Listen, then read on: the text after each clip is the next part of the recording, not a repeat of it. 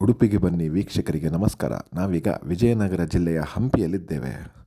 1336ರಲ್ಲಿ ಹರಿಹರ ಮತ್ತು ಬುಕ್ಕ ವಿಜಯನಗರ ಸಾಮ್ರಾಜ್ಯವನ್ನು ಸ್ಥಾಪಿಸಿದ್ದರು. 2 ಶತಮಾನಗಳ ಕಾಲ ನಮ್ಮ ವಿಜಯನಗರ ಸಾಮ್ರಾಜ್ಯದ ಆಳ್ವಿಕೆ ಅತ್ಯಂತ ವೈಭವದಿಂದ ಕೂಡಿತ್ತು. ನೀವು ನೋಡ್ತಾ ಇದ್ದೀರಿ, ಇದು ಮಹಾನವಮಿ ದಿಬ್ಬ. ರತ್ನಖಚಿತ ಸಿಂಹಾಸನದಲ್ಲಿ ಕುಳಿತುಕೊಂಡು ವಿಜಯನಗರದ ರಾಜರು ಸೇನೆಯ ಪಥಸಂಚಲನವನ್ನು, ಅದೇ ರೀತಿ ಕುಸ್ತಿ, ಜಲಕ್ರೀಡೆ, ಸಂಗೀತ ಕಾರ್ಯಕ್ರಮಗಳನ್ನು ಇಲ್ಲೇ ವೀಕ್ಷಿಸುತ್ತಿದ್ದರು. ಇದು ಅವರ ಬಲ ಪ್ರದರ್ಶನಕ್ಕೆ ಒಂದು ಪ್ರಮುಖ ವೇದಿಕೆಯಾಗಿತ್ತು. ಬನ್ನಿ, ನಾವೀಗ ಸೀಕ್ರೆಟ್ ಚೇಂಬರ್ ಅಂದರೆ ಇಲ್ಲಿ ಭೂಗತವಾಗಿ ಇರುವಂತಹ ರಹಸ್ಯ ಕೊಠಡಿಯೊಳಗೆ ಪ್ರವೇಶ ಮಾಡುವ.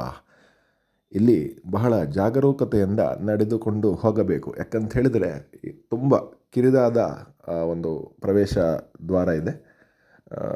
ಬಹಳ ಎಚ್ಚರಿಕೆಯಿಂದ ಹೋಗಬೇಕು. ನೋಡಿ, ಕತ್ತಲು. ಇಲ್ಲಿ ಭಾರಿ ಜಾಗ್ರತೆಯಿಂದ ಟಾರ್ಚ್ ಬೆಳಕಿನ ಸಹಾಯ ಮೂಲಕವೇ ಹೋಗಬೇಕಾಗ್ತದೆ. ಇಲ್ಲಿ ರಾಜರ ರಹಸ್ಯ ಸಮಾಲೋಚನೆಗಳು ನಡೆಯುತ್ತಿತ್ತು. ಅದೇ ರೀತಿ ಇದೊಂದು ಅವರ ಒಂದು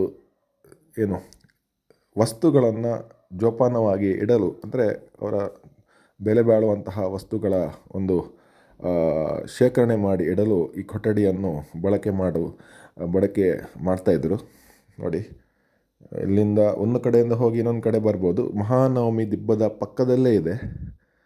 ರಹಸ್ಯ ಸಮಾಲೋಚನೆ ಅಂದರೆ ಶತ್ರು ಸೇನೆಗೆ ಗೊತ್ತಾಗೋದಿಲ್ಲ ಎಲ್ಲಿದ್ದೇವೆ, ಎಲ್ಲಿ ಹೋಗ್ತಾ ಇದ್ದೇವೆ, ಏನು ಇಡಲಾಗಿದೆ, ಏನೂ ಕೂಡ ಗೊತ್ತಾಗೋದಿಲ್ಲ. ನೋಡಿ, ಮೇಲಿಂದ ನೋಡುವಾಗ ಒಂದು ಈ ಥರ ಕಾಣ್ತದೆ, ಬಟ್ ಒಳಗೆ ತುಂಬ ಒಂದು ಜಾಗ ಇರೋದ್ರಿಂದ ಇಲ್ಲಿ ರಾಜರ ಒಂದು ಗುಪ್ತ ಸಮಾಲೋಚನೆ, ಅದೇ ರೀತಿ ವಸ್ತುಗಳನ್ನು ಕೂಡಿಟ್ಟು ಇಡಲು ಈ ಒಂದು ಕೊಠಡಿಯನ್ನು ಬಳಕೆ ಮಾಡಲಾಗುತ್ತಿತ್ತು.